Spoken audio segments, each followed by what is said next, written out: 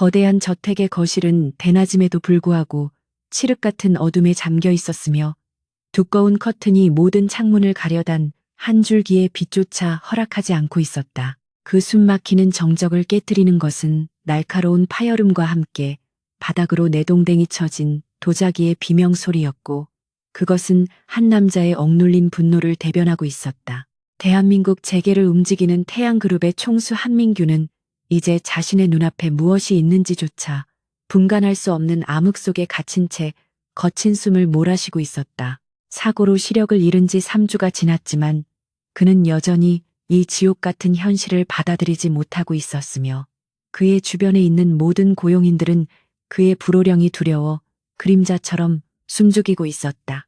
오직 한 사람만이 그 살얼음판 같은 방 안으로 발을 들여놓을 용기를 가지고 있었는데 그녀는 고용된 간병인이자 이 저택의 유일한 이방인인 이서윤이었다.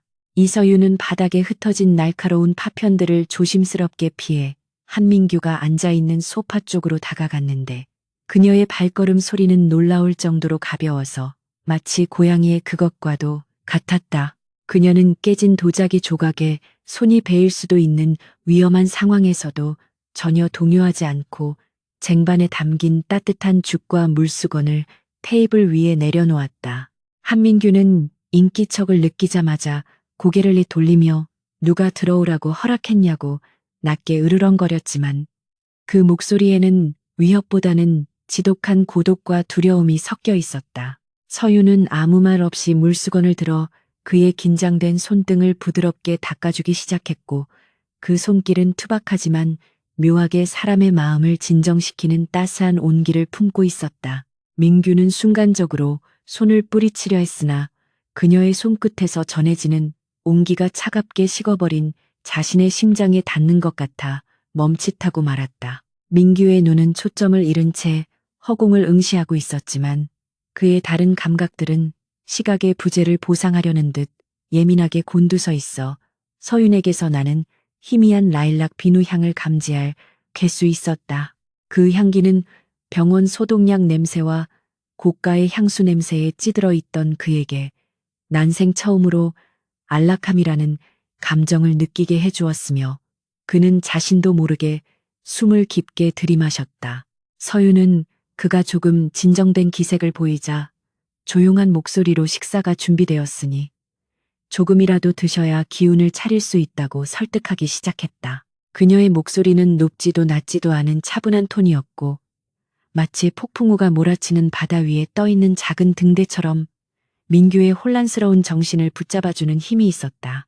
민규는 평소 같았으면 당장 나가라고 소리쳤겠지만 이상하게도 오늘은 그녀의 말에 거역하고 싶지 않다는 생각이 들었다. 식사는 침묵 속에서 이루어졌지만 그 침묵은 더 이상 숨막히는 긴장감이 아니라 서로의 존재를 인식하고 받아들이는 무언의 대화와도 같았다. 서윤은 숟가락으로 죽을 떠서 호흡으로 식힌 뒤 민규의 입가에 조심스럽게 가져다 주었고 민규는 어린아이처럼 입을 벌려 그 온기를 받아들였다. 그는 태어나서 지금까지 수많은 사람들의 시중을 받아왔지만 이토록 조심스럽고 정성스러운 손길은 처음 느껴보는 것이었기에 가슴 한구석이 릿해지는 것을 느꼈다. 자신이 가진 부와 권력이 사라지고 나니 남은 것은 비참한 장애뿐이라고 생각했으나 눈앞에 보이지 않는 여자는 그를 동정하지도 무시하지도 않고 그저 한 인간으로서 대하고 있었다. 식사가 끝난 후 서윤은 익숙한 솜씨로 자리를 정리하고는 민규에게 읽어줄 책을 골라와 나직하게 낭독을 시작했다. 며칠이 지나면서 두 사람 사이에는 보이지 않는 끈이 연결된 것처럼 묘한 신뢰 관계가 형성되기 시작했고 민규는 점차 서윤의 방문 시간을 기다리게 되었다. 그는 여전히 세상에 대한 분노와 사고를 사주한 것으로 의심되는 이들에 대한 복수심을 품고 있었지만 서윤과 함께 있는 시간만큼은 그 모든 것을 잊을 수 있었다.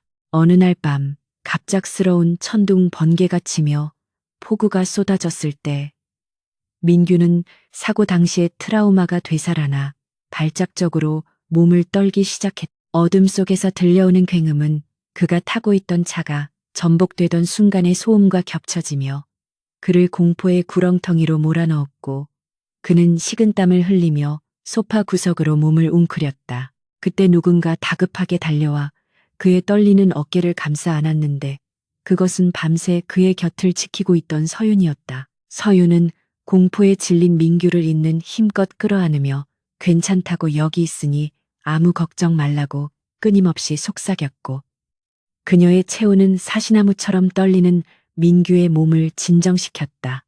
민규는 본능적으로 서윤의 옷자락을 꽉 움켜쥐었고 그녀의 품에서 느껴지는 심장 박동 소리에 맞춰 자신의 호흡을 가다듬으려 노력했다. 그날 밤 두 사람은 번개가 번쩍일 때마다 서로를 더 강하게 의지하며 긴 밤을 지새웠고 민규는 자신이 결코 혼자가 아님을 깨달았다. 날이 밝아오고 비가 그쳤을 때 민규는 지쳐 잠든 서윤의 얼굴을 보지 못한 채 조심스럽게 손을 뻗어 그녀의 얼굴 윤곽을 더듬기 시작했다. 이마에서부터 눈썹 그리고 오똑한 코와 부드러운 입술까지 그의 손끝은 마치 점자책을 읽듯이 그녀의 얼굴을 기억 속에 새겨넣고 있었다. 민규는 손끝에 닿는 그녀의 피부가 거칠다는 것을 느꼈는데 그것은 그녀가 얼마나 고단한 삶을 살아왔는지를 말해주는 증거였다. 그는 자신이 눈을 뜨게 된다면 가장 먼저 해야 할 일이 그녀의 얼굴을 확인하고 이 거친 손을 잡아주는 것임을 직감했다. 그는 잠든 서윤의 귓가에 대고 반드시 눈을 떠서 당신을 지켜주겠다고 맹세했고 그것은 단순한 다짐을 넘어선 생애 목표가 되었다. 그가 시력을 회복해야 할 이유는 이제 단지 빼앗긴 회사를 되찾고 복수를 하기 위함만이 아니라 자신을 어둠 속에서 구원해준 이 여자를 온전히 바라보기 위해서였다.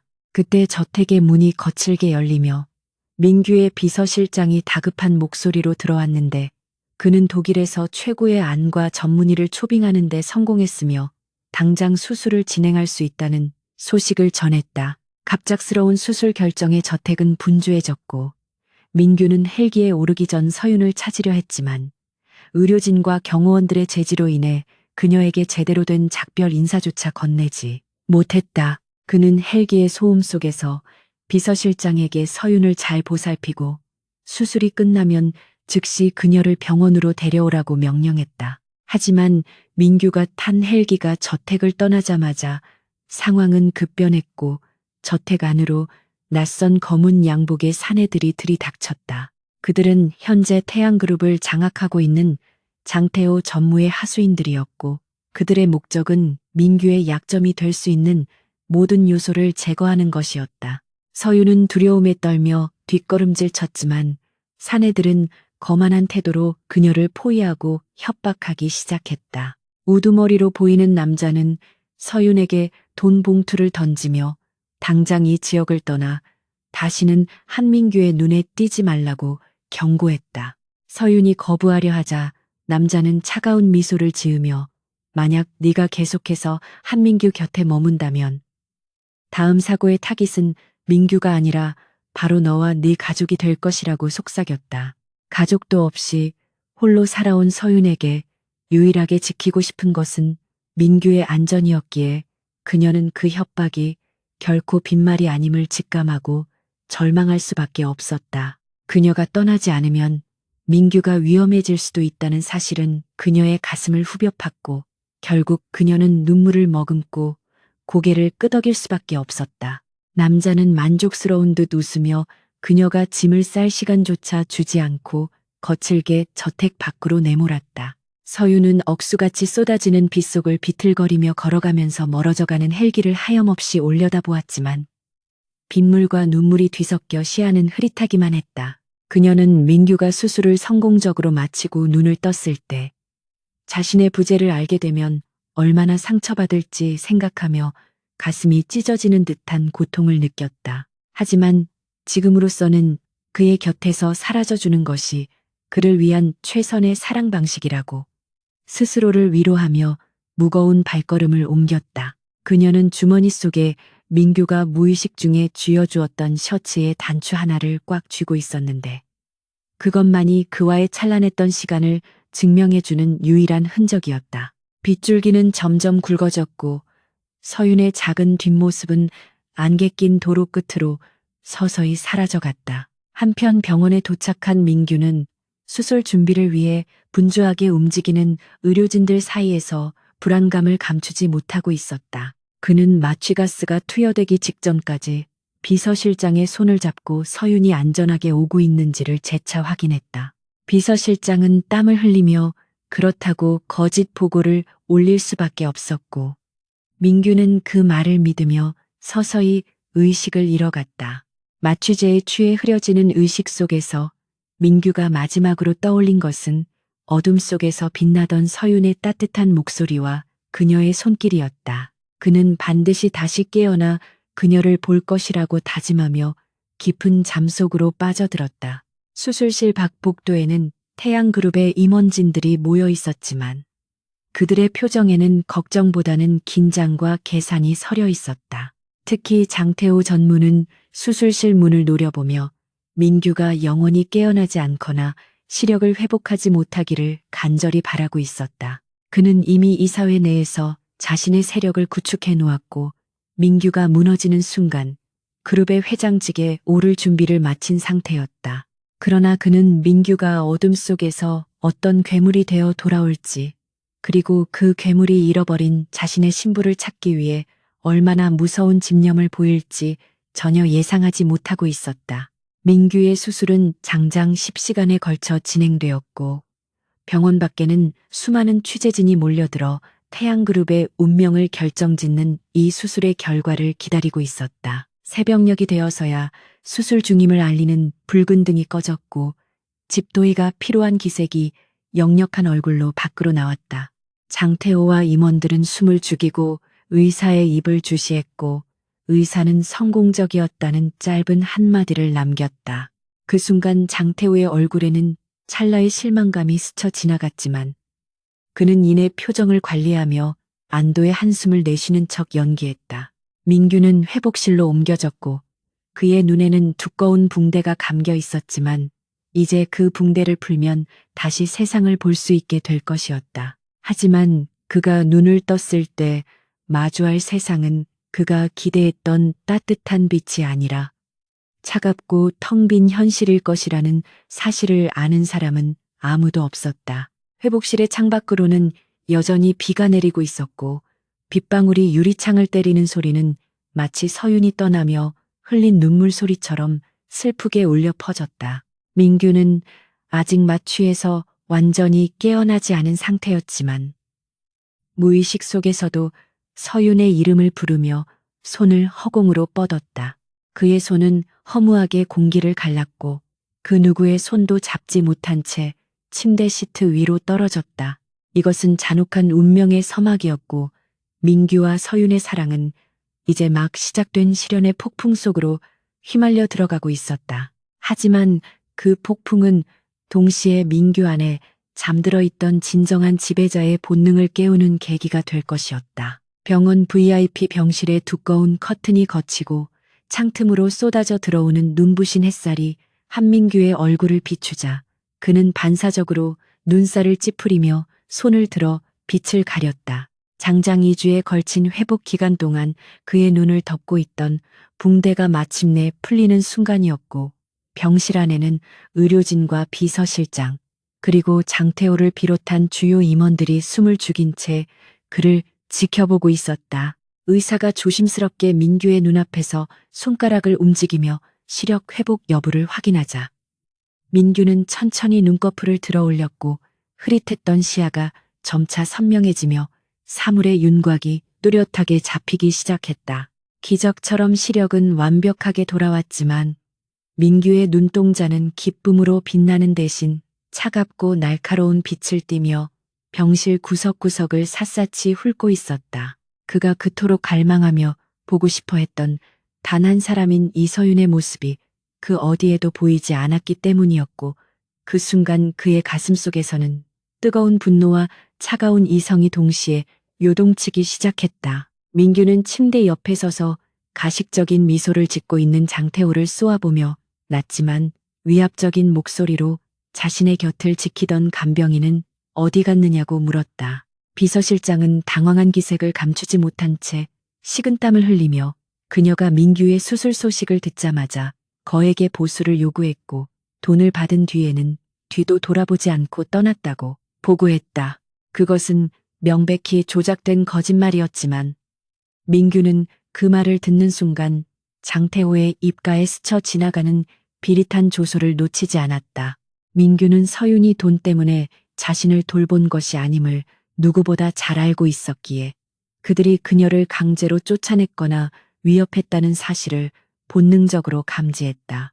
하지만 그는 그 자리에서 폭발하는 대신 차가운 침묵을 선택했는데 지금 감정을 드러내는 것은 적들에게 자신의 약점을 노출하는 꼴이 될 것이라는 계산 때문이었다. 퇴원 절차는 일사천리로 진행되었고 민규는 태양그룹 본사로 복귀하자마자 비상임원 회의를 소집하여 그동안의 공백을 메우기 위한 작업에 착수했다.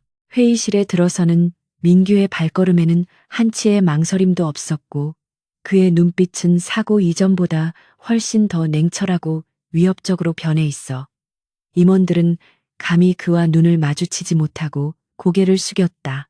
민규는 회의 시작과 동시에 자신이 자리를 비운 사이 진행되었던 무리한 사업 확장과 불투명한 자금 흐름에 대한 감사 보고서를 탁자 위에 던지며 관련자들을 색출해낼 것을 지시했다.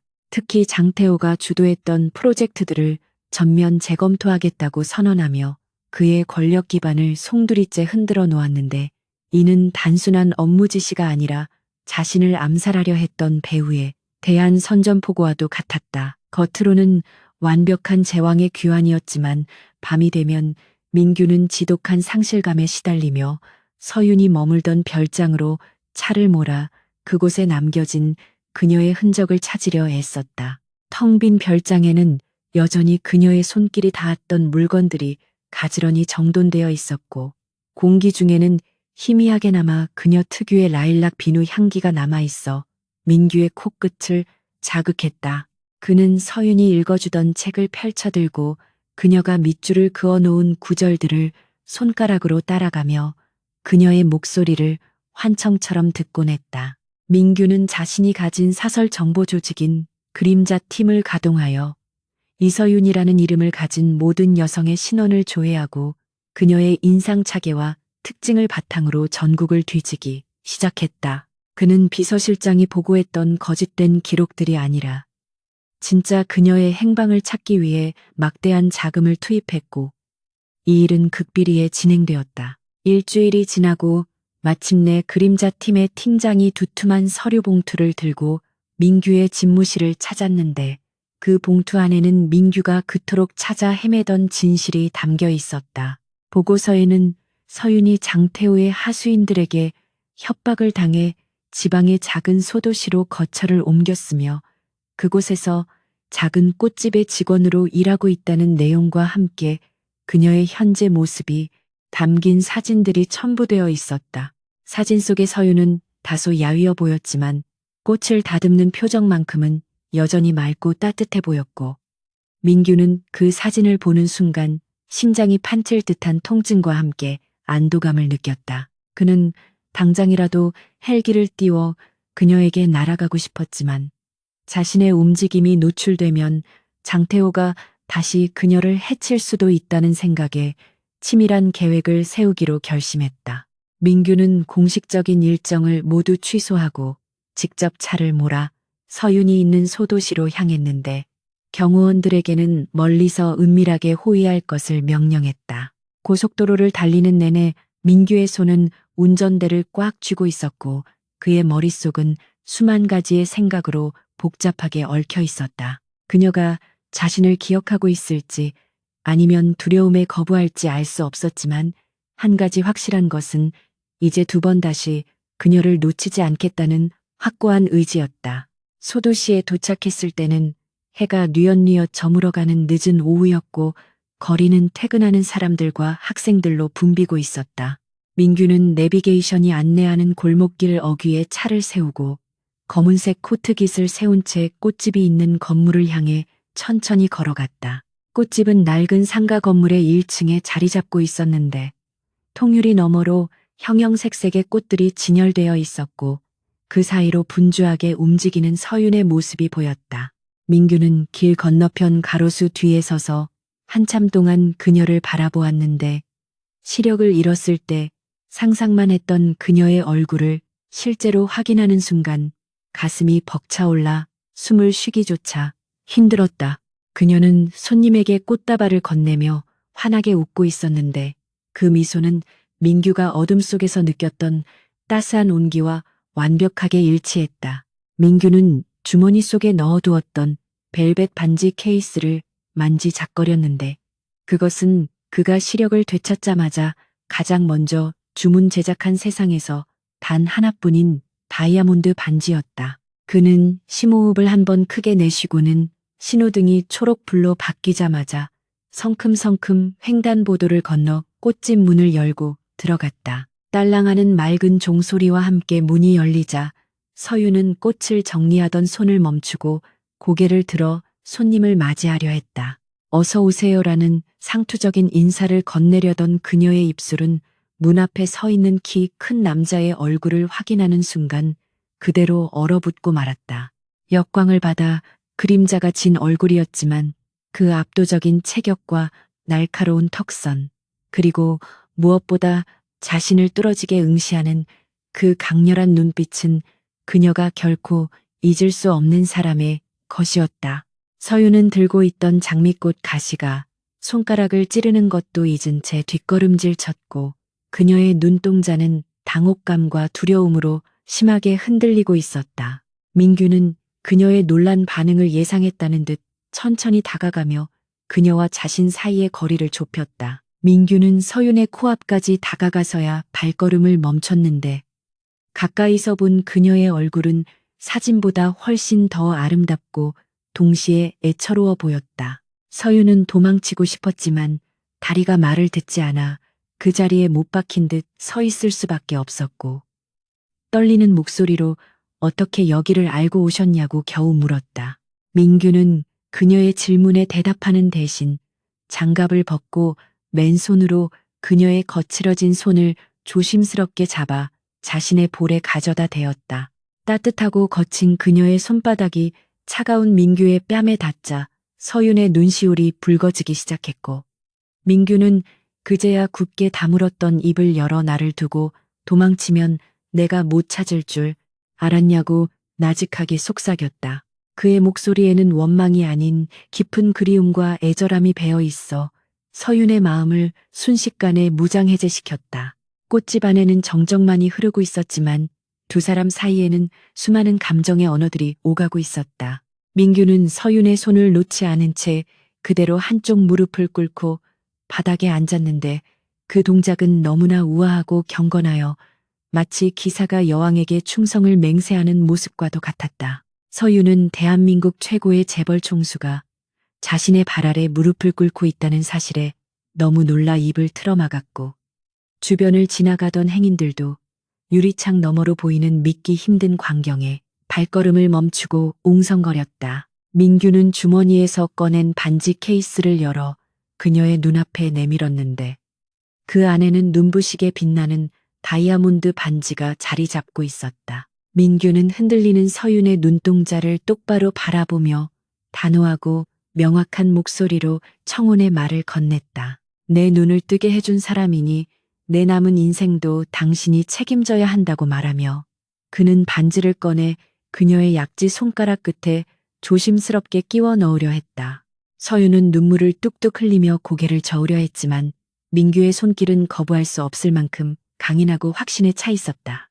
그는 서윤의 손가락 마디마디를 어루만지며 당신이 없는 세상은 나에게 아무런 의미가 없는 암흑일 뿐이니 다시는 내 곁을 떠나지 말라고 애원하듯 명령했다. 반지가 그녀의 손가락에 완벽하게 들어맞는 순간 꽃집 밖에서는 갑작스러운 소나기가 내리기 시작했지만 두 사람은 서로에게 집중하느라 세상의 소음을 전혀 듣지 못하고 있었다. 서윤은 자신의 손에 끼워진 반지를 내려다보다가 다시 민규의 얼굴을 바라보았는데 그의 눈에는 오직 그녀만을 향한 진심이 가득 차 있었다. 그녀는 자신을 위협했던 검은 양복의 사내들과 자신의 비참한 처지를 떠올리며 이 손을 뿌리쳐야 한다고 이성은 경고하고 있었지만 가슴은 그를 받아들이라고 외치고 있었다.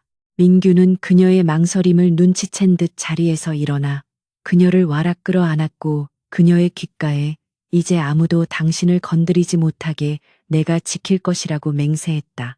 그의 품 안에서 맡아지는 익숙한 채취와 든든한 심장 박동 소리에 서유는 결국 참았던 울음을 터뜨리며 그의 옷자락을 꽉 움켜쥐었다. 이 극적인 재회의 순간을 멀리서 지켜보고 있던 민규의 경호팀장은 무전기를 들어 상황 종료를 알리고 주변을 통제하기 시작했다. 민규는 서윤을 품에 안은 채 꽃집 밖으로 시선을 돌렸는데 빗속에는 이미 그림자팀 요원들이 배치되어 그들을 보호하고 있었다. 그는 이제 더 이상 숨거나 피하지 않고 세상 앞에 당당하게 그녀를 자신의 여자로 공표할 계획을 세우고 있었다. 서울로 돌아가는 길은 험난하고 장태호의 공격이 더욱 거세지겠지만 민규에게는 이제 두려울 것이 없었다. 그가 찾은 것은 단순한 사랑이 아니라 잃어버렸던 자신의 영혼의 반쪽이었으며 그녀를 지키기 위해서라면 그는 기꺼이 악마가 될 준비가 되어 있었다. 서울로 향하는 최고급 세단의 뒷좌석에는 숨막히는 침묵이 감돌고 있었고 이서윤은 창밖으로 빠르게 지나가는 풍경을 바라보며 불안한 마음을 진정시키려 애쓰고 있었다. 그녀의 왼손 약지에는 한민규가 강제로 끼워준 다이아몬드 반지가 묵직하게 자리 잡고 있었는데 그것은 축복이라기보다는 그녀를 옥죄는 화려한 수갑처럼 느껴졌다. 서유는 몇 번이고 반지를 빼려 시도했지만 그럴 때마다 민규는 말없이 그녀의 손을 꽉 쥐어 제지했고 그의 손아귀 힘은 그녀가 결코 이 운명에서 벗어날 수 없음을 경고하는 듯했다. 민규는 태블릿 PC를 통해 비서실장에게 실시간으로 지시를 내리고 있었는데 그의 표정은 냉혹한 승부사처럼 차갑게 굳어 있어 방금 전 꽃집에서 보여주었던 애절함은 온데간데 없이 사라진 상태였다. 그는 지금 사랑하는 여인을 지키기 위해 감성보다는 철저한 이성과 권력을 무기로 삼아야 한다는 사실을 누구보다 잘 알고 있었다. 서유는 용기를 내어 떨리는 목소리로 이건 잘못된 일이라고 말하며 자신은 그저 평범한 사람일 뿐 재벌가의 암투에 휘말릴 자격도 능력도 없다고 호소했다. 그녀는 과거 자신을 협박했던 남자들의 얼굴을 떠올리며 민규 곁에 있는 것이 오히려 서로에게 불행이 될 것이라고 눈물로 설득하려 했다. 하지만 민규는 태블릿을 덮고 서윤의 얼굴을 똑바로 응시하며 당신이 내 곁을 떠나는 순간 그들은 당신을 쥐도 새도 모르게 제거할 것이라고 냉정하게 현실을 지적했다. 그는 지금 당신이 살 수 있는 유일한 방법은 대한민국에서 가장 힘있는 남자인 자신의 옆에 붙어 철저하게 보호받는 것뿐이라며 그녀의 나약한 마음을 다잡았다.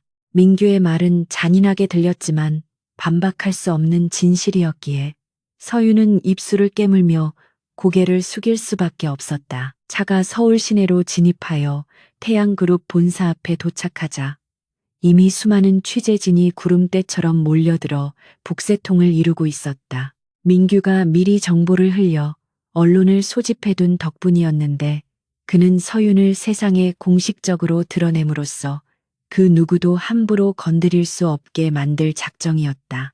차문이 열리고 쏟아지는 카메라 플래시 세례에 서윤이 움츠러들자 민규는 단단한 팔로 그녀의 허리를 감싸 안으며 당당하게 고개를 들라고 귓가에 속삭였다. 그는 수많은 마이크 앞에서 서윤을 자신의 생명의 은인이자 평생을 함께할 반려자라고 소개하며 그녀에 대한 어떠한 모욕이나 위협도 태양그룹에 대한 도전으로 간주하겠다고 선언했다. 이 파격적인 발표는 실시간으로 전국의 뉴스에 송출되었고 대한민국 상류사회는 경악과 호기심으로 들끓기 시작했다. 같은 시각 펜트하우스 집무실에서 뉴스를 지켜보고 있던 장태호 전무는 분노를 참지 못하고 손에 들고 있던 위스키 잔을 벽으로 집어던졌다. 그는 민규가 시골 구석에 숨어있던 여자를 찾아내어 조용히 처리하거나 첩으로 삼을 것이라 예상했지. 이렇게 보란 듯이 정식 약혼녀로 공표할 줄은 꿈에도 몰랐다. 이것은 장태호가 서윤의 약점을 잡아 협박하려던 계획을 원천 봉쇄하는 동시에 민규가 그룹 내에서의 주도권을 다시 가져오겠다는 강력한 신호탄이었다. 장태호는 붉게 충혈된 눈으로 화면 속의 두 사람을 노려보며 민규가 사랑 노름에 빠져 있는 동안 그룹의 핵심 자산들을 빼돌릴 새로운 음모를 꾸미기 시작했다. 그는 민규가 가진 유일한 약점이 바로 저 여자라는 것을 다시 한번 확인했고 그것을 이용해 그를 파멸시킬 덫을 놓기로 결심했다. 기자회견이 끝나고 민규는 서윤을 자신의 사저인 한남동 대저택으로 데려갔는데 그곳은 이전의 별장과는 비교도 안 될 만큼 거대하고 위압적인 분위기를 풍기고 있었다. 정복을 입은 고용인들이 일렬로 도열하여 두 사람을 맞이했고 그들의 시선에는 호기심과 경멸 그리고 두려움이 복잡하게 섞여 있었다. 서윤은 화려한 샹들리에와 대리석 바닥 그리고 미술관을 방불케 하는 저택의 내부 모습에 압도되어 숨조차 크게 쉴 수 없었다. 민규는 집사에게 서윤을 안주인으로 깍듯이 모실 것을 명령했지만 집사의 눈빛은 여전히 차가웠고 이는 앞으로 서윤이 이곳에서 겪어야 할 텃세와 시련이 만만치 않을 것임을 예고하고 있었다. 민규는 서윤을 2층의 가장 안쪽 방으로 안내했는데 그곳은 민규의 침실과 바로 연결된 비밀스러운 공간이었다. 방에 들어서자마자 민규는 서윤에게 편한 옷으로 갈아입게 한 뒤 탁자에 마주 앉아 앞으로 벌어질 일들에 대해 설명하기 시작했다. 그는 서윤에게 당신은 이제 이서윤 개인이 아니라 태양그룹 회장의 약혼녀로서 행동해야 한다고 강조하며 감정을 숨기는 법과 타인을 제압하는 화법을 배워야 한다고 말했다. 서윤은 갑작스러운 신분 상승과 변화된 환경에 적응하지 못하고 혼란스러워했지만 민규는 그녀의 손을 잡으며 내가 당신을 완벽하게 만들어줄 테니 나만 믿고 따라오라고 단호하게 말했다. 그것은 단순한 위로가 아니라 전쟁터에 나가는 장수가 병사에게 건네는 비장한 결의와도 같았고 서윤은 그의 눈빛에서 거부할 수 없는 카리스마를 느꼈다. 그녀는 이제 더 이상 물러설 곳이 없음을 깨닫고 두려움을 삼키며 고개를 끄덕였다. 다음 날부터 서윤에 대한 혹독한 신부 수업이 시작되었는데 그것은 예절 교육을 넘어선 생존 훈련에 가까웠다. 최고의 스타일리스트와 매너 컨설턴트들이 동원되어 서윤의 머리끝부터 발끝까지 모든 것을 바꾸어 놓았고 그녀의 말투와 걸음걸이, 심지어는 식사하는 습관까지 교정했다. 민규는 바쁜 업무 중에도 틈틈이 시간을 내어 그녀의 교육 과정을 지켜보았고 그녀가 지치거나 힘들어할 때면 묵묵히 곁을 지키며 무언의 응원을 보냈다. 서윤은 처음에는 어색하고 불편해했지만 점차 세련되고 기품 있는 모습으로 변모해갔고 거울 속에 비친 낯선 자신의 모습에서 묘한 자신감을 얻기 시작했다. 그녀는 민규가 왜 이렇게까지 자신을 변화시키려 하는지 이해하게 되었는데 그것은 그녀 스스로를 지킬 수 있는 갑옷을 입혀주는 과정이었다. 한편 민규는 서윤이 교육을 받는 동안 비밀리에 사고 조사를 다시 시작했는데 그는 사고 차량의 잔해를 정밀 분석한 결과 브레이크 라인이 인위적으로 절단된 흔적을 발견했다. 이것은 단순 사고가 아니라 계획적인 살인 미수임이 명백해졌고 민규는 이 일을 실행한 하수인을 추적하기 위해 그림자 팀을 풀가동했다. 조사 결과 사고 당일 민규의 차량 정비를 담당했던 정비사가 사건 직후 거액의 도박 빚을 청산하고 해외로 출국했다는 사실이 밝혀졌다. 민규는 즉시 해외 현지 요원들을 파견하여 정비사의 신병을 확보하라고 지시했고 이제 장태호의 목을 조일 올가미가 서서히 완성되어 가고 있었다. 민규는 집무실 의자에 깊숙이 몸을 묻으며 창밖의 야경을 바라보았는데 그의 눈은 사냥감을 노리는 맹수처럼 번뜩이고 있었다. 어느 날 저녁 민규는 서윤을 데리고 정계와 재계의 거물들이 모이는 자선 파티에 참석했는데 이것은 그녀의 사격의 데뷔 무대이자 시험대였다. 화려한 드레스를 입고 민규의 팔짱을 낀 서윤이 파티장에 들어서자 사람들의 시선이 일제히 그녀에게 쏠렸고 곳곳에서 수군거리는 소리가 들려왔다. 사람들은 그녀의 출신 성분을 들먹이며 비아냥거렸지만 서윤은 민규에게 배운 대로 허리를 꼿꼿이 펴고 흔들리지 않는 미소로 그들의 시선을 받아냈다. 민규는 그녀의 곁에서 보디가드처럼 밀착하여 사람들에게 그녀를 소개했고 그 누구도 그녀를 무시하지 못하도록 위압적인 분위기를 조성했다.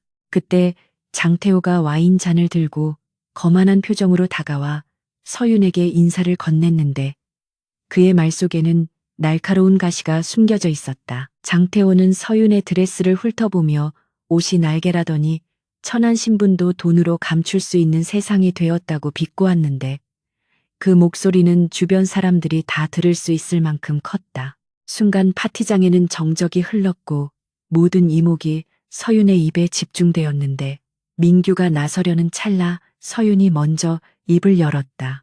그녀는 차분하고 우아한 목소리로 신분은 돈으로 살 수 있어도 품격은 돈으로 살 수 없다는 것을 전무님을 보며 배운다고 응수하며 여유롭게 미소 지었다. 장태호의 얼굴은 순식간에 붉게 달아올랐고 주변에서는 킥킥거리는 웃음소리가 터져 나왔는데 이는 서윤이 처음으로 거둔 작은 승리였다. 민규는 놀란 눈으로 서윤을 바라보았고 그녀의 당당한 모습에 묘한 희열과 자랑스러움을 느꼈다.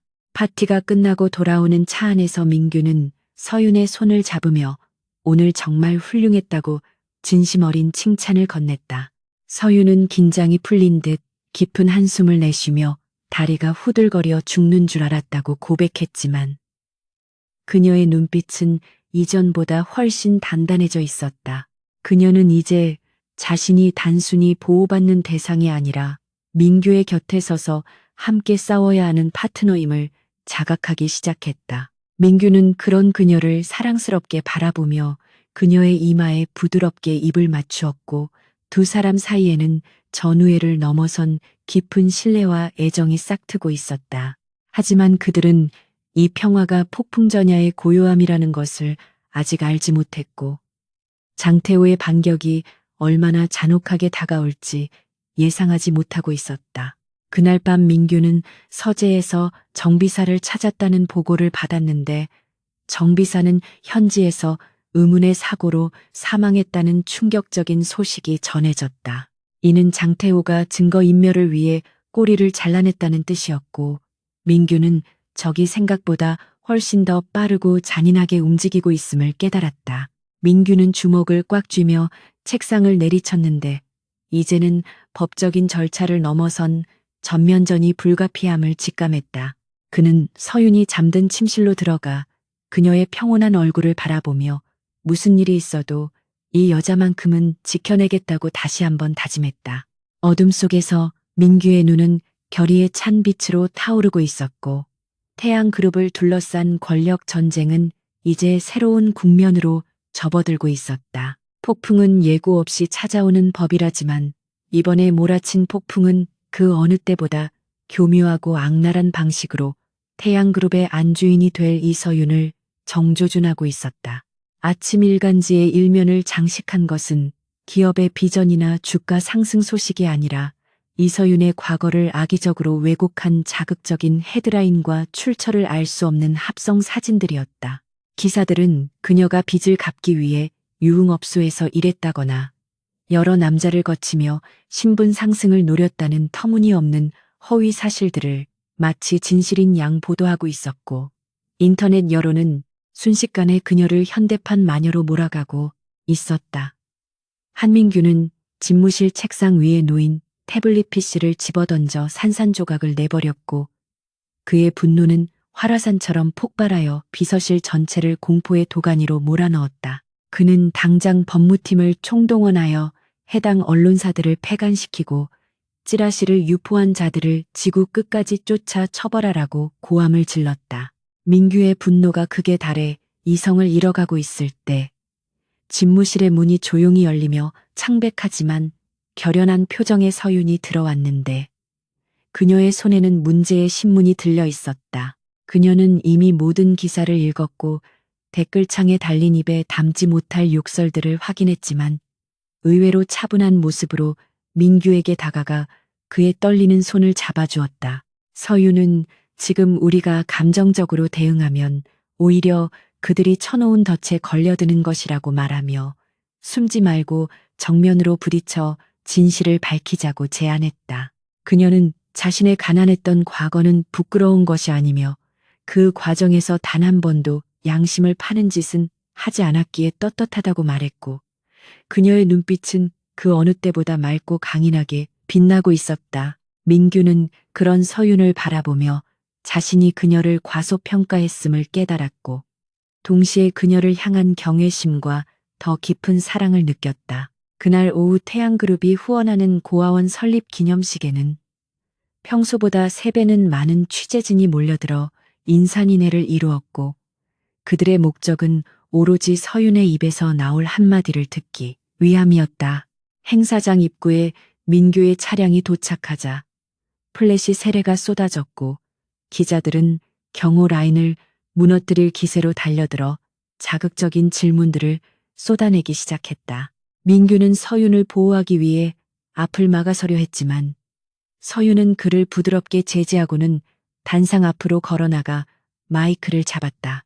그녀는 떨리는 목소리를 가다듬고 자신의 과거에 대해 솔직하게 이야기하기 시작했는데 가난 때문에 대학을 포기하고 온갖 아르바이트를 전전해야 했던 시절의 이야기를 담담하게 풀어놓았다. 그녀는 가난이 불편했을 뿐 결코 부끄러운 일은 아니었다고 말하며 자신을 둘러싼 루머들을 조목조목 반박했고 그녀의 진정성 있는 태도는 좌중을 압도했다. 서윤의 연설은 생중계로 전국에 송출되었고 그녀가 흘린 진실된 눈물과 당당한 태도는 악화되었던 여론을 단숨에 반전시키는 기폭제가 되었다.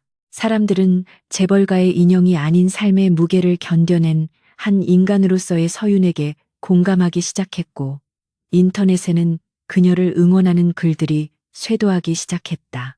행사장 구석에서 이 광경을 지켜보고 있던 장태호는 예상치 못한 전개에 당황하며 입술을 잘근잘근 씹었고 자신이 쏘아올린 화살이 오히려 서윤의 입질을 단단하게 만들어 주었다는 사실에 분통을 터뜨렸다. 민규는 단상에서 내려오는 서윤을 맞이하며 그녀의 어깨를 감싸 안았고 수많은 카메라 앞에서 그녀의 이마에 입을 맞추며 그녀에 대한 무한한 신뢰와 사랑을 다시 한번 과시했다. 이것은 장태호에게 보내는 무언의 경고이자 서윤이 이제 태양그룹의 진정한 안주인으로서 자격을 갖추었음을 선포하는 의식과도 같았다. 위기를 기회로 바꾼 서윤의 활약 덕분에 민규는 한시름 놓았지만 그는 이것이 장태호의 마지막 공격이 아님을 직감하고 있었다. 민규는 이번 사건을 계기로 적의 숨통을 완전히 끊어놓을 치밀한 반격 계획을 세우기 시작했는데 그것은 바로 성동격서의 전략이었다. 그는 겉으로는 서윤과의 사랑에 빠져 경영일선에서 물러난 듯한 모습을 보이며 장태호의 방심을 유도하고 뒤로는 그의 비리를 캐낼 결정적인 증거를 수집하기로 했다. 민규는 일부러 회의 시간에 늦거나 중요한 결제 서류를 장태호에게 위임하는 등 나태한 모습을 연출했고 주말마다 서윤과 함께 여행을 떠나는 사진을 SNS에 노출시켰다. 그룹 내부에서는 회장이 사랑에 눈이 멀어 회사를 등한시한다는 소문이 돌기 시작했고 장태호는 이 소문을 듣고 쾌재를 부르며 회심의 미소를 지었다. 장태호는 민규가 서윤에게 정신이 팔려 있는 틈을 타 그룹의 지배 구조를 자신에게 유리하게 개편하고 비자금을 해외로 빼돌릴 계획을 실행에 옮기기 시작했다. 그는 이사회를 매수하여 민규의 해임안을 상정할 준비를 하는 동시에 유령 회사를 통해 회사의 자금을 세탁하는 대담한 범죄를 저질렀다. 장태호는 자신이 민규보다 머리싸움에서 앞서고 있다고 확신했고 민규를 그저 여자에게 미처 몰락해가는 멍청한 사촌동생 정도로 치부해버렸다. 하지만 그는 민규의 집무실 곳곳에 도청 장치가 설치되어 있고 자신의 모든 통화 내용과 이메일이 실시간으로 민규의 그림자 팀에게 전송되고 있다는 사실을 꿈에도 모르고 있었다. 민규는 펜트하우스의 밀실에서 장태호의 범죄 행각이 담긴 모니터 화면을 응시하며 차가운 위스키를 들이켰다.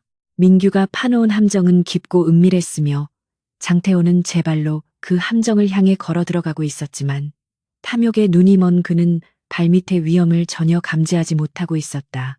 민규는 그림자 팀에게 장태호가 거래하는 해외 페이퍼 컴퍼니의 실소유주를 추적하고 자금 흐름을 역추적하여 완벽한 증거를 확보하라고 지시했다.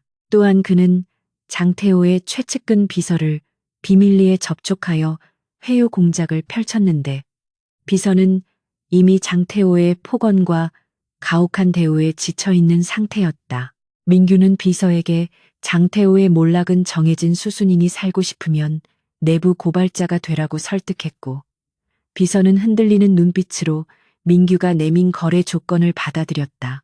이제 장태호의 몰락을 위한 카운트다운은 시작되었고 민규는 결정적인 한 방을 날릴 타이밍만을 재고 있었다. 그러던 중 서유는 민규가 밤마다 서재에서 무언가를 은밀하게 꾸미고 있다는 것을 눈치채고 그를 걱정하기 시작했다. 그녀는 민규가 자신을 지키기 위해 또다시 위험한 도박을 하고 있는 것은 아닌지 불안해하며 늦은 밤 야식을 들고 서재를 찾았다.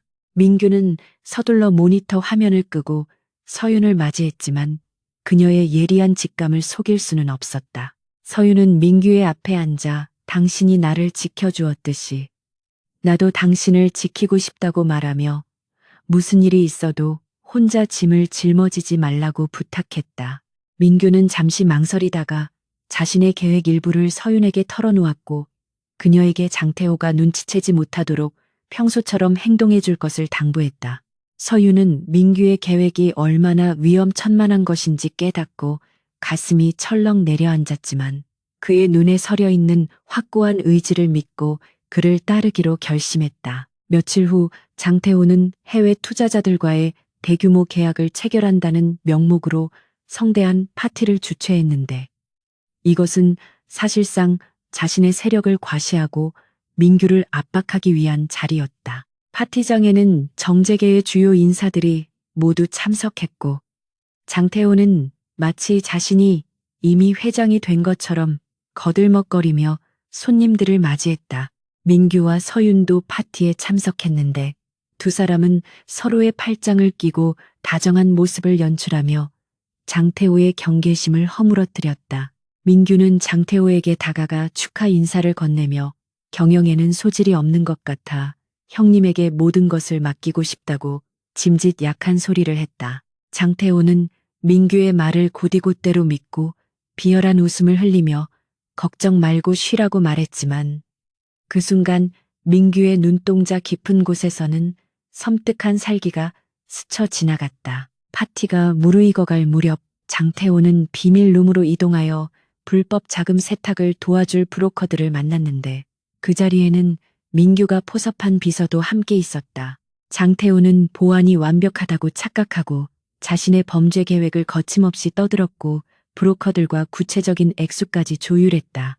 비서는 품속에 숨겨둔 초소형 녹음기를 켜고 그들의 대화를 하나도 빠짐없이 녹음하고 있었는데 심장이 터질 듯이 뛰었지만 필사적으로 평정심을 유지했다. 한편 파티장 홀에 남아있던 민규는 손목시계를 확인하며 작전 개시 시간이 다가오고 있음을 확인했다. 그는 서윤의 손을 꼭 잡고 잠시 후 소란이 일어날 테니 놀라지 말라고 속삭였고 서윤은 긴장된 표정으로 고개를 끄덕였다. 장태호가 브로커들과의 거래를 마치고 만족스러운 표정으로 비밀룸을 나서려던 순간 갑자기 호텔 전체의 조명이 꺼지고 비상벨 소리가 요란하게 울려 퍼졌다. 파티장은 순식간에 아수라장으로 변했고 사람들은 비명을 지르며 출구를 향해 달려갔지만 문은 굳게 잠겨 있었다. 어둠 속에서 대형 스크린이 켜지며 장태호가 방금 전 비밀룸에서 나누었던 대화 내용과 불법 송금 내역들이 적나라하게 송출되기 시작했다. 장태호는 소스라치게 놀라며 스크린을 가리라고 고래고래 소리를 질렀지만 이미 엎질러진 물이었다.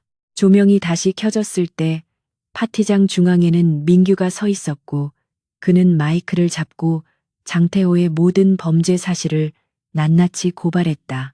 장태호는 얼굴이 흑빛이 되어 뒷걸음질 쳤지만 출동한 검찰 수사관들이 들이닥쳐 그에게 수갑을 채웠다. 이것은 민규가 사전에 검찰과 공조하여 준비한 완벽한 덫이었고 장태호는 자신이 파놓은 무덤에 스스로 들어간 꼴이 되었다. 하지만 연행되어 가던 장태호가 마지막 발악을 하며 숨겨둔 칼을 꺼내 민규를 향해 달려들었고 순식간에 벌어진 일이라 경호원들도 미처 반응하지 못했다. 그때 서윤이 본능적으로 몸을 날려 민규의 앞을 막아섰고 날카로운 칼날이 그녀의 팔을 스치고 지나갔다.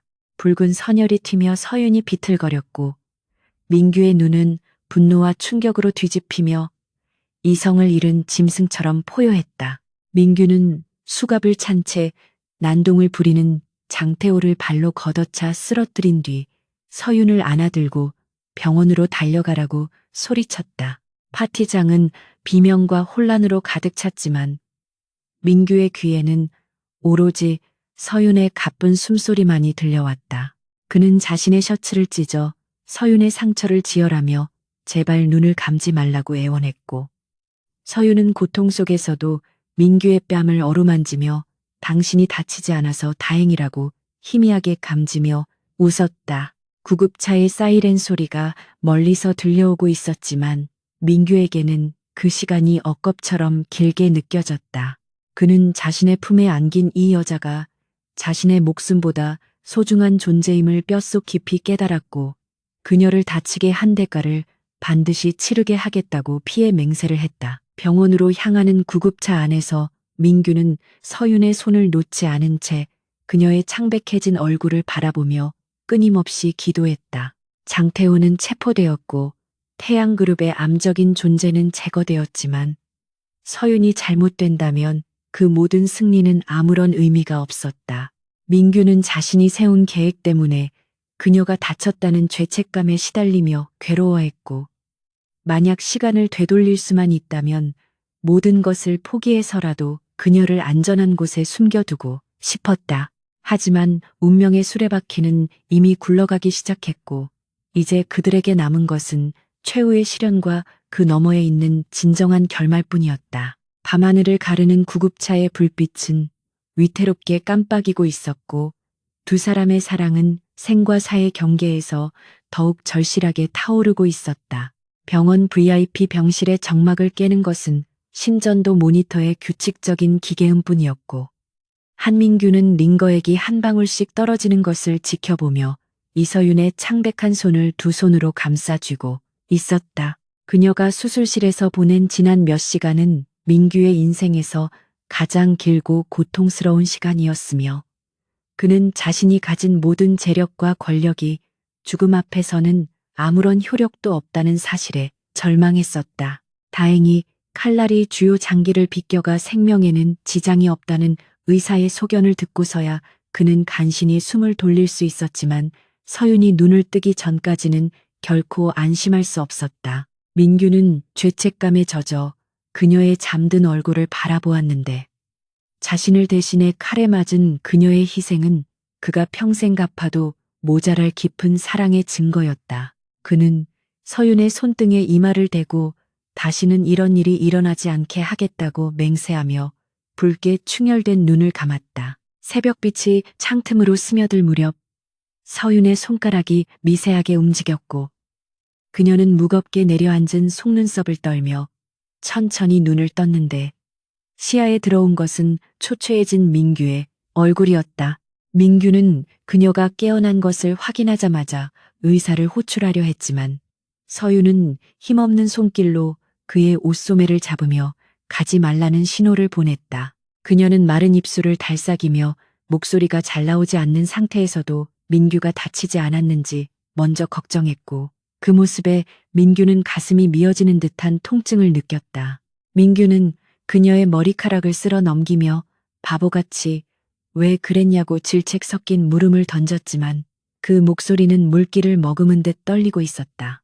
서윤은 희미하게 미소 지으며 당신이 아픈 것보다 내가 아픈 게 낫다고 대답했고 그 말은 민규의 심장에 깊이 박혀 그를 울게 만들었다. 하지만 두 사람의 재회와 안도는 그리 오래가지 못했는데 병실 문이 거칠게 열리며 비서실장이 사색이 된 얼굴로 뛰어들어와 충격적인 소식을 전했기 때문이었다.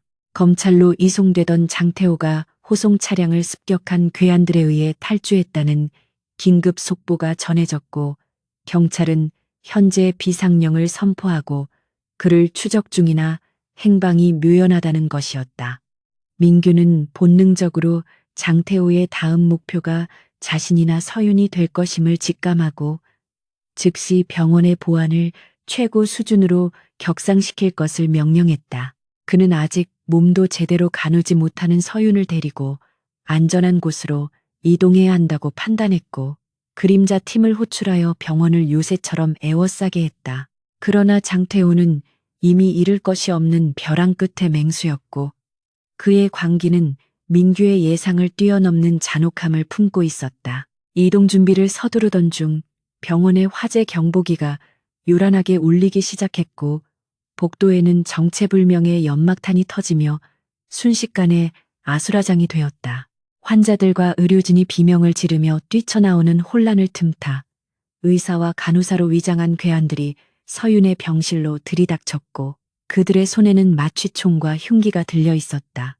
민규와 경호원들은 필사적으로 그들을 막아섰지만 연기가 시야를 가린 탓에 적과 아군을 구별하기 힘들었고 좁은 병실 안은 격투장으로 변해버렸다.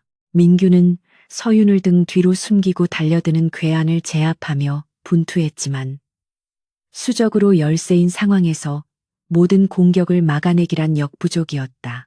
괴한 중 한 명이 민규의 뒤통수를 가격하려던 찰나 서윤이 비명을 질렀고 민규가 잠시 주춤한 사이 다른 괴한이 서윤에게 마취 주사를 꽂아 넣었다. 민규는 정신이 혼미해지는 와중에도 서윤을 잡으려 손을 뻗었지만 괴한들은 쓰러진 서윤을 휠체어에 태워 연기 속으로 사라져버렸고 그는 피를 흘리며 바닥에 쓰러졌다. 뒤늦게 도착한 지원 병력이 괴한들을 추격했지만 그들은 이미 준비된 구급차를 타고 병원을 빠져나간 뒤였고 민규는 절규하며 바닥을 주먹으로 내리쳤다.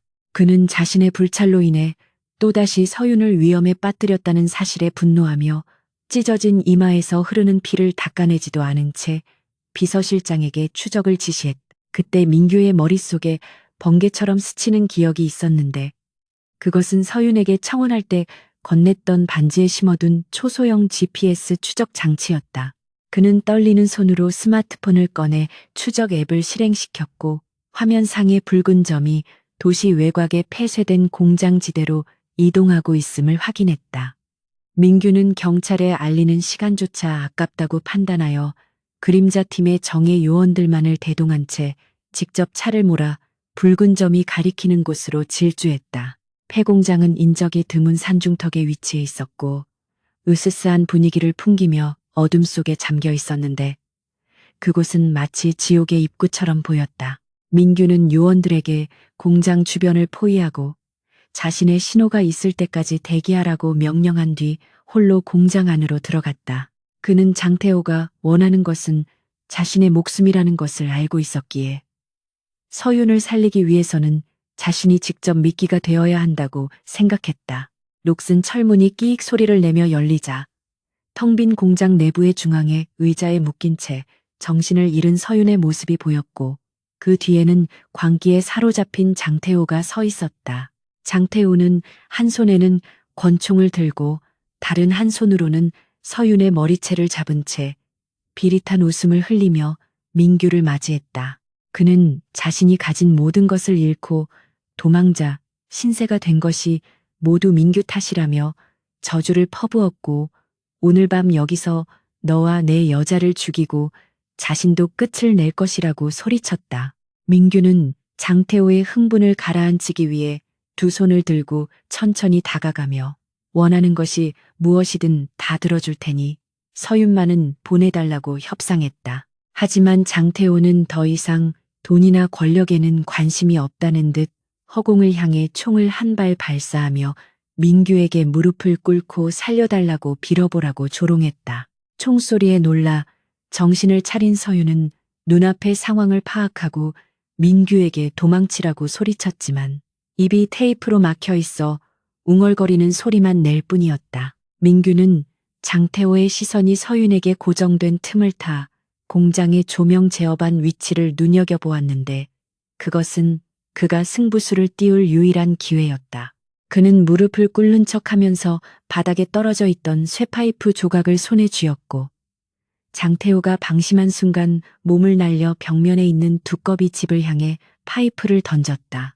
퍽하는 파열음과 함께 스파크가 튀며 공장 안의 모든 조명이 꺼졌고 순식간에 칠흑 같은 어둠이 찾아왔다.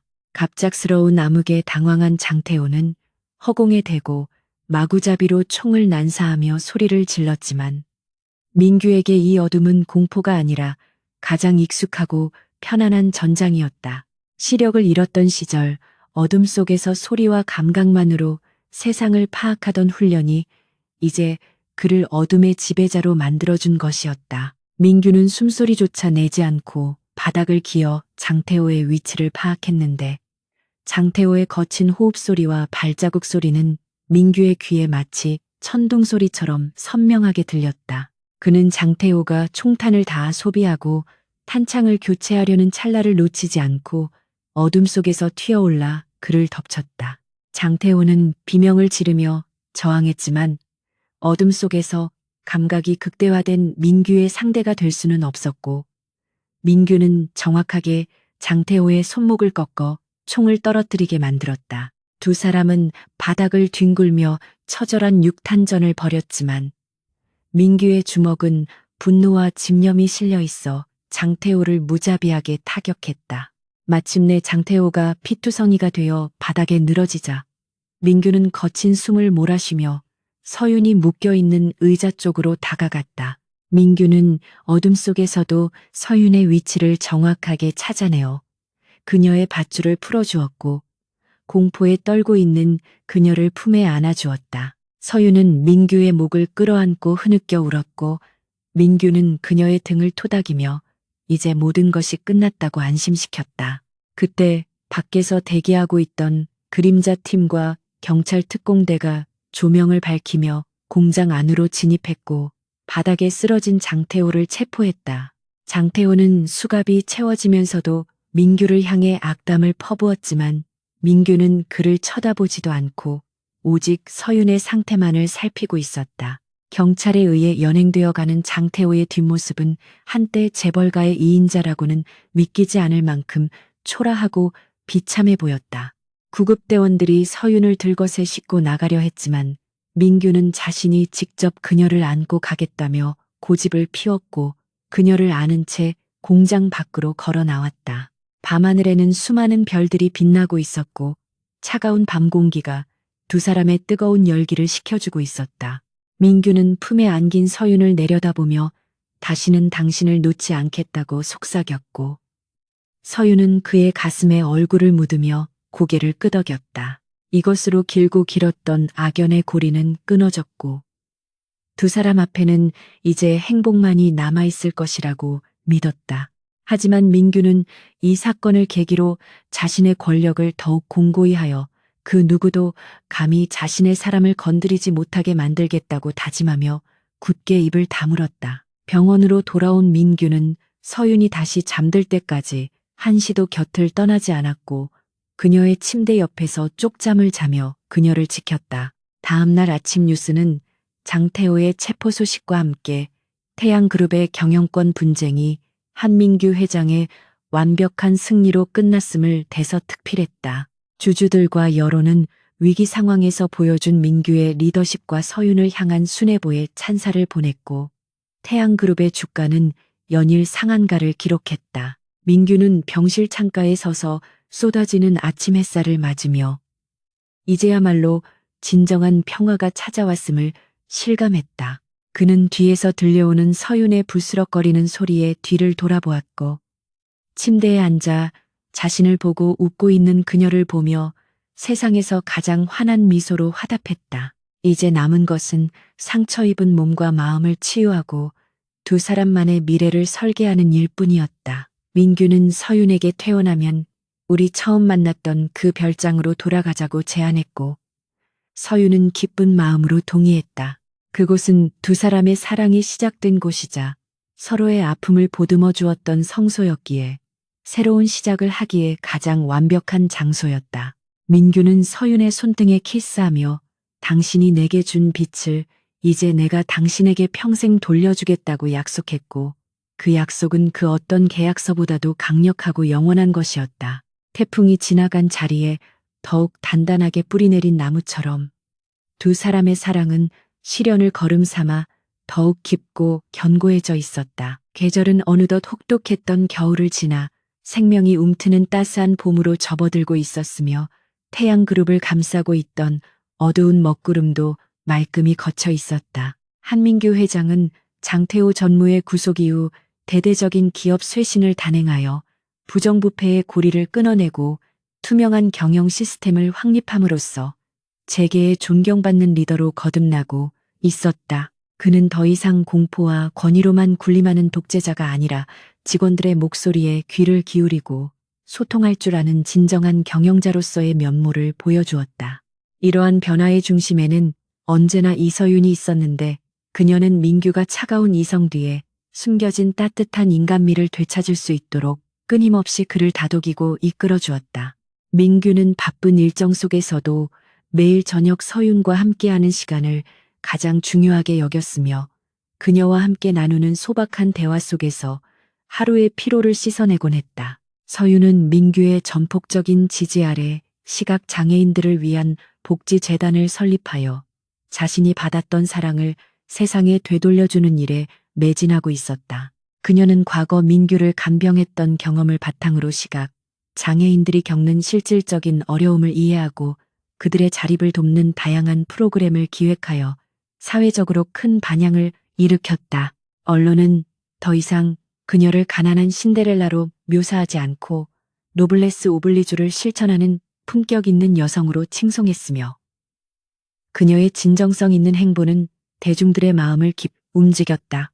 민규는 재단 행사에서 아이들과 눈을 맞추며 환하게 웃고 있는 서윤을 볼 때마다 가슴 벅찬 감동을 느꼈고 그녀가 자신의 곁에 있다는 사실에 무한한 감사를 느꼈다. 그는 서윤이 단순히 자신의 아내가 될 사람이 아니라 자신의 영혼을 구원하고 완성시켜주는 존재임을 뼈저리게 실감하고 있었다. 장태호에 대한 재판은 세간의 이목이 집중된 가운데 신속하게 진행되었고 그는 살인 미수와 횡령 그리고 납치, 감금 등 수많은 혐의가 인정되어 무기징역을 선고받았다.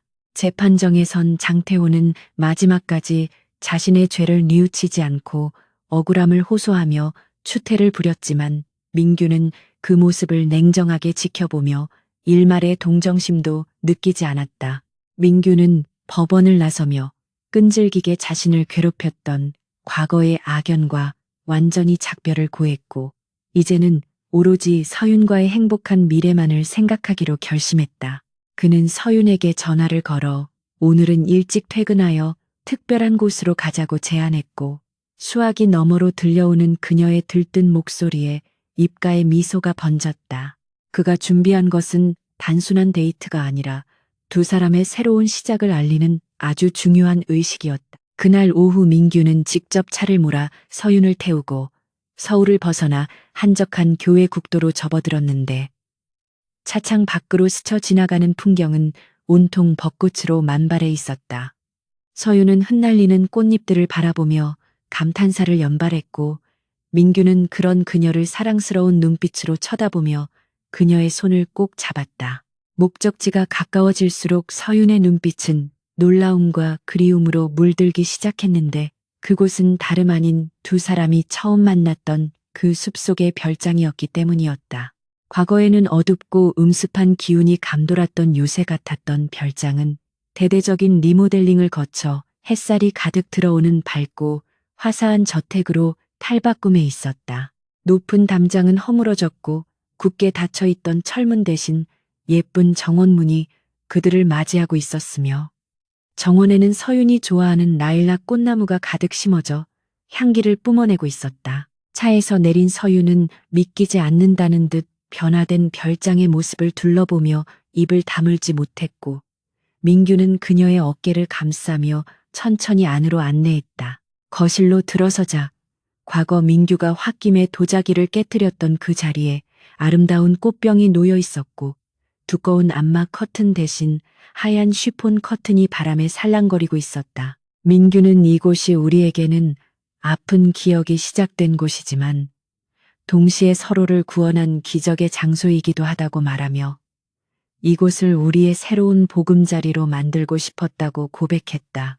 서유는 눈시울을 붉히며 고개를 끄덕였고, 민규가 보이지 않는 눈으로 세상을 원망하며 울부짖었던 그 소파에 앉아 그의 온기를 느꼈다. 두 사람은 과거의 고통스러웠던 기억들을 하나씩 꺼내어 이야기하며 그것들을 아름다운 추억으로 덧칠하는 시간을 가졌다.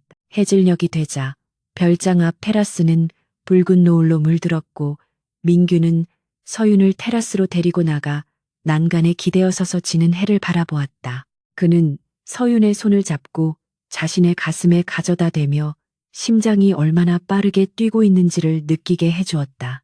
민규는 사고로 시력을 잃었을 때 세상 모든 빛이 사라진 줄 알았지만 당신이라는 빛이 어둠 속으로 걸어들어와 나를 비춰주었다고 나지막이 속삭였다.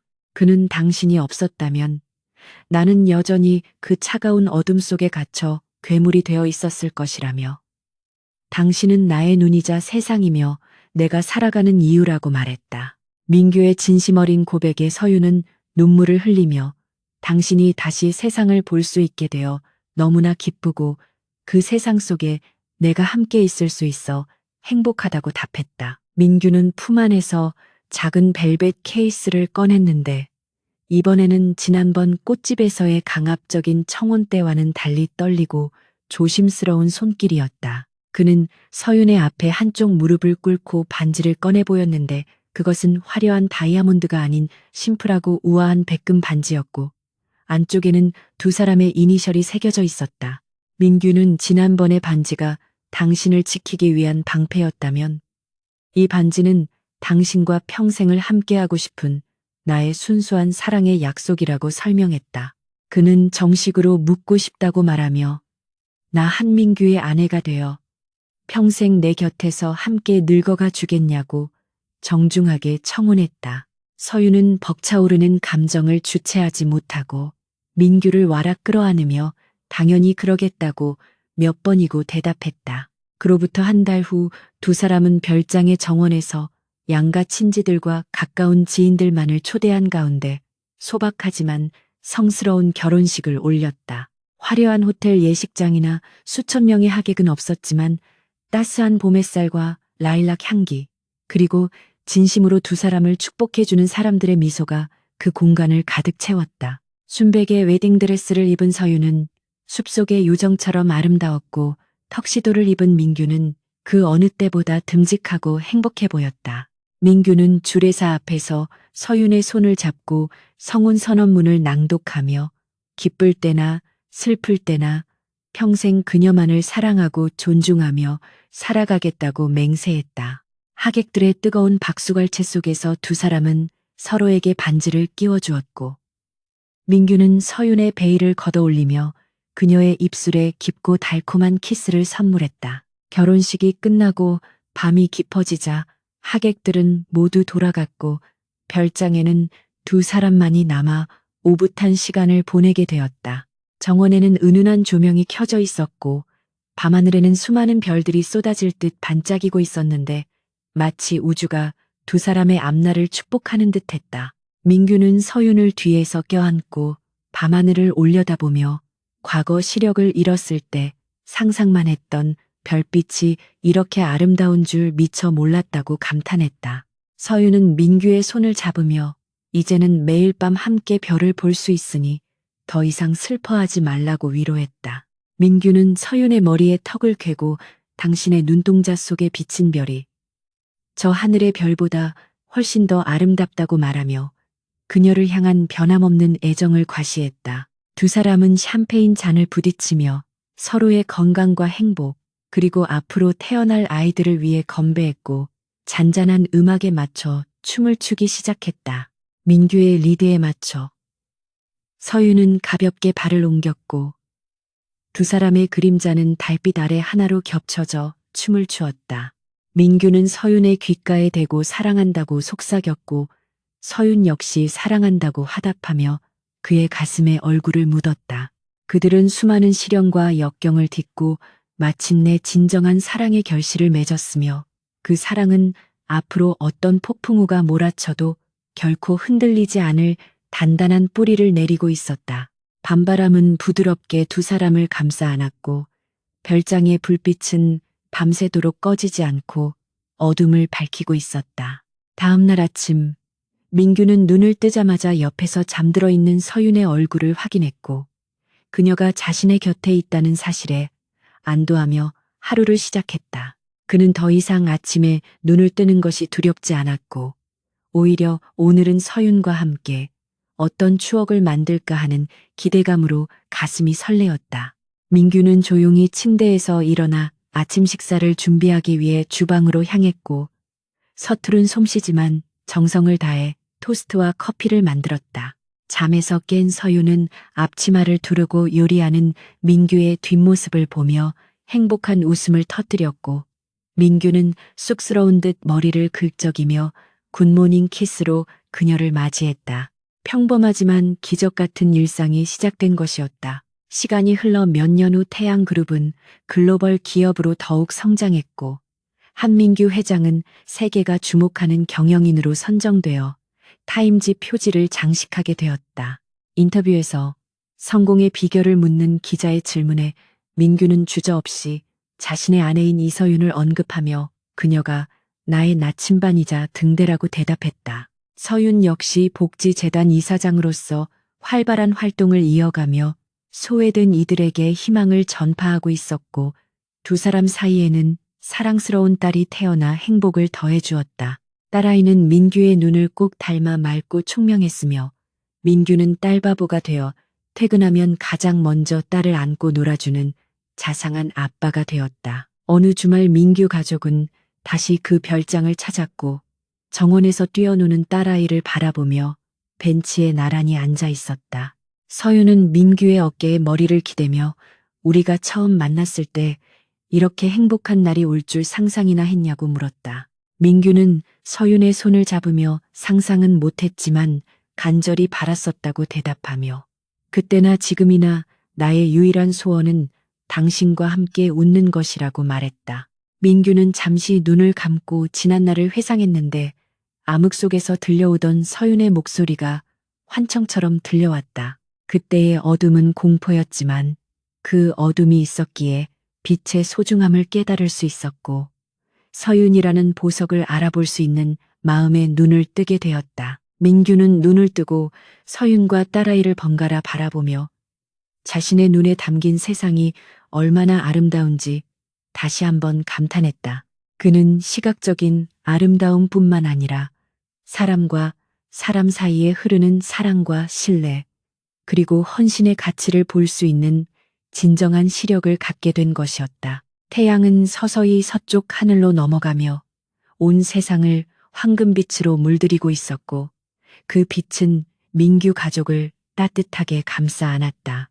민규는 서윤의 손등에 키스하며 영원히 당신만을 사랑하겠다고 다짐했고 서윤은 따뜻한 미소로 그의 맹세에 답했다. 빛을 잃었던 지배자는 이제 사랑이라는 가장 밝은 빛을 품고 세상을 다스리는 진정한 왕이 되어 있었다. 바람이 불어와 라일락 꽃잎을 날려보냈고 꽃잎들은 춤을 추듯 하늘로 날아올라 영원한 사랑을 노래했다. 민규와 서윤은 서로를 마주보며 미소 지었고 그들의 맞잡은 손은 결코 놓지 않을 것처럼 단단하게 얽혀 있었다. 이야기는 여기서 끝을 맺지만 그들의 사랑은 시간의 흐름 속에서 더욱 깊어지고 빛날 것이며 그 빛은 영원히 꺼지지 않는 등불이 되어 그들의 앞길을 밝혀줄 것이다. 세상의 모든 어둠을 몰아내고 찾아온 찬란한 빛 속에서 두 사람은 완벽한 해피엔딩의 주인공이 되어 영원히 행복하게 살았다.